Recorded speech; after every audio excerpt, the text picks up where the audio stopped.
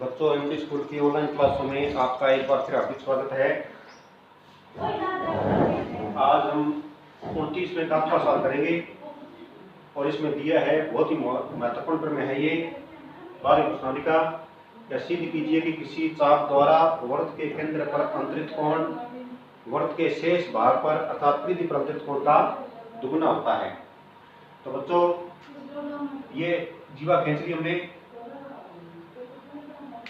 वृत्त का केंद्र O मान लिया, जीवा के दोनों सिरे को O से मिला दिया, OA और OB को मिला दिया, तो ये वृत्त का लघु वृत्तखंड है और शेष भाग ये बच्चों। इस पर कोई बिंदु C लिया, C को भी A और C को B से मिला दिया, तो इस प्रकार कोण ACB प्राप्त हुआ। हमें सिद्ध करना है कि कोण ACB कोण AOB का आधा है या कोण AOB कोण ACB का दुगुना है। तो बच्चों, हमने रचना कर दिया, आपको बता दिया। रचना लिखनी आवश्यक नहीं होती, केवल उत्पत्ति के पद लिखने होते हैं। लिखना चाहो तो आप लिख सकते हो। तो सबसे पहले हम त्रिभुज AOC में आएंगे, त्रिभुज AOC में। अब बच्चों देखो, OA बराबर OC है। क्यों है? क्योंकि एक वृत्त की त्रिज्या है, क्योंकि एक वृत्त की त्रिज्या है, इसलिए कोण 2 बराबर कोण 1 होगा बच्चों। समान भुजाओं के सामने कोण समान होते हैं, तो OA के सामने कोण नंबर 2 है और OC के सामने कोण नंबर 1 है, ये बराबर होंगे। परंतु बच्चों, कोण इस 2 का और 1 का योग कोण 6 के बराबर होगा। कोण 2 का और कोण 1 का योग कोण 6 के बराबर होगा। क्यों? क्योंकि इस त्रिभुज के अंदर ये दो अंतराभिमुख कोण है और ये इसके बाहर बना कोण है बहिष्कोण है। तो त्रिभुज के दो अंतराभिमुख कोणों का योग उसके बहिष्कोण के बराबर होता है। परंतु बच्चों, हमें परिधि पर कौन सा कोण चाहिए? कोण नंबर 2 चाहिए, इसलिए कोण 2 का हमने 2 रखा है और 1 की जगह भी क्या रख दिया? 2 रख दिया, क्योंकि 1 बराबर 2 हमने सिद्ध किया है, बराबर कोण नंबर 6 है। तो कोण 2 है बच्चों, वो 2 बार हो गया, 2 कोण 2 बराबर कोण नंबर 6। इसको समीकरण नंबर 1 मानेंगे। सेम टू सेम इसी प्रकार त्रिभुज BOC में है बच्चों, क्या है? OB बराबर OC है। OB बराबर OC क्यों है? क्योंकि एक ही वृत्त की त्रिज्या है। तो बच्चों, बराबर भुजाओं के सामने कोण बराबर होते हैं, तो OB के सामने कोण नंबर 3 है और OC के सामने कोण नंबर 4 है, ये बराबर होंगे। बराबर भुजाओं के सामने कोण बराबर होते हैं या बराबर कोणों के सामने की भुजाएं बराबर होती है, ये त्रिभुज में नियम है।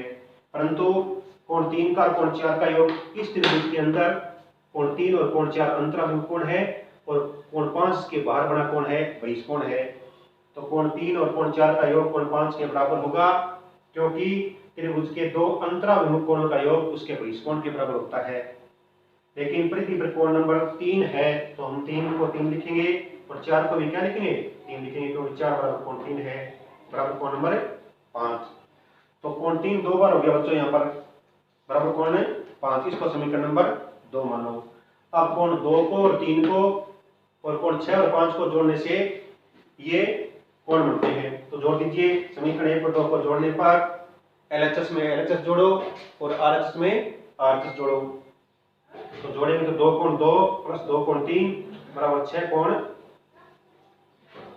प्लस कोण 5। तो इसमें 2 को बना गया, तो यहाँ पर क्या? कोण 2 प्लस कोण 3, यहाँ पर कोण 6 प्लस कोण 5। चित्र के अनुसार कोण 2 को और 3 का नाम क्या है? C है, अर्थात ACB है, और कोण 6 और 5 का नाम क्या है? O है, अर्थात AOB है। और ये हमें सिद्ध करना था, दैट्स ऑल। अब बच्चों, हम इसका क्वेश्चन नंबर 28 करेंगे, जो कि 9वीं प्रश्नावली का है, बहुत ही इंपॉर्टेंट क्वेश्चन है। 6 नंबर के आते हैं बच्चों इस बार।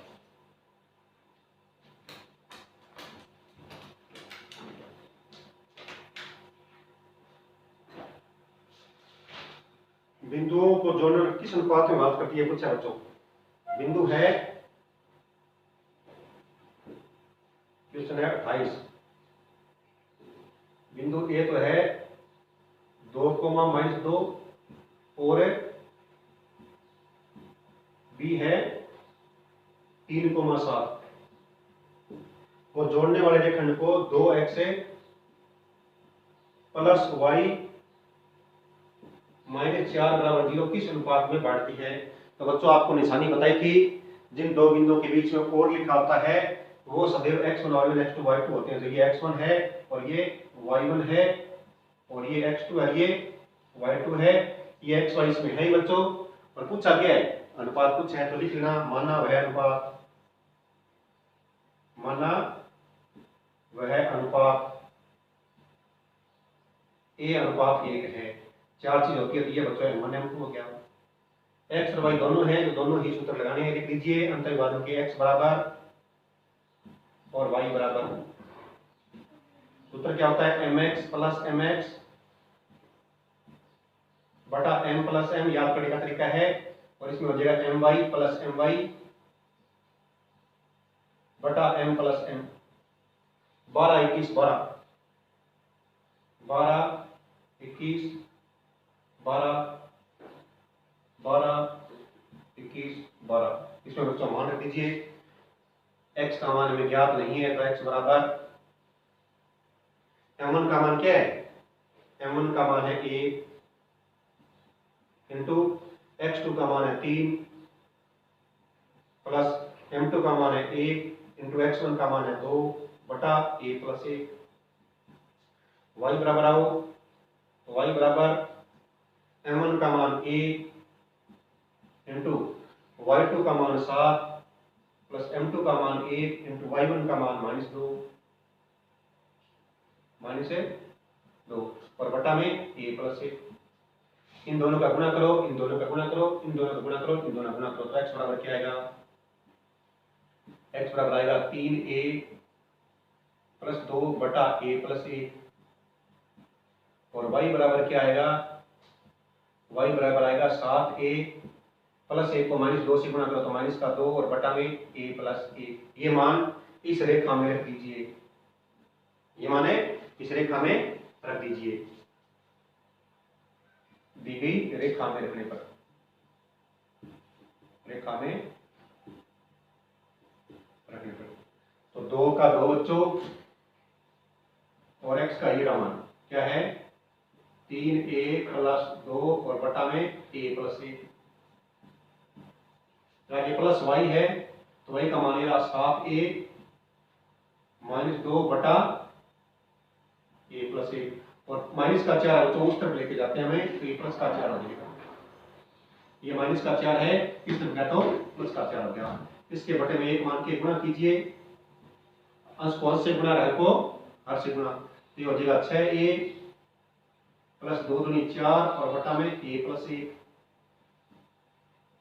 प्लस 7a -2 बटा में a प्लस 1 और बराबर है 4। इसका लघुत्तम लीजिए, हर समान ही है तो अंश जुड़ जाएंगे। a प्लस 1 को इसका भाग करोगे, a प्लस 1 का 1 आएगा, 1 को ऊपर वाले से गुणा करोगे तो 6a प्लस 4 आएगा प्लस a प्लस 1 को a प्लस 1 से गुणा करो 1 आएगा, 1 को 7 - 2 से गुणा करोगे तो 7 - 2 आएगा, बराबर है 4 है। और 4 के बटा में 1 मानिए, 4 के बटा में 1 मानिए। 6 और 7 जोड़ दीजिए, कितना हो गया? 13 हो गया। 13 प्लस का 4 माइनस का 2 है तो प्लस का 2 बच गया और बटा में a प्लस 1 बराबर कितना है? 4 बटा 1। अब वज्र गुणा कीजिए, वज्र गुणा करेंगे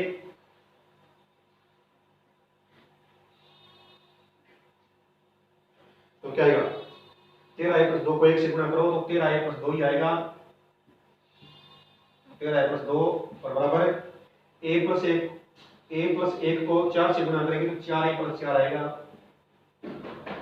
तो छानन कीजिए तो 13a के इस तरफ है ही, प्लस का 4 इस तरफ लाओ, माइनस का 4 हो जाएगा और बराबर 4 तो इस तरफ है ही तो प्लस का 2 इस तरफ लाओ तो माइनस का 2 हो जाएगा। यहाँ पर बच गया 9a और यहाँ पर बच गया 2 तो a बराबर क्या आएगा? 2/9। इसलिए वह अनुपात क्या है? इसलिए वह अनुपात 2:9 है।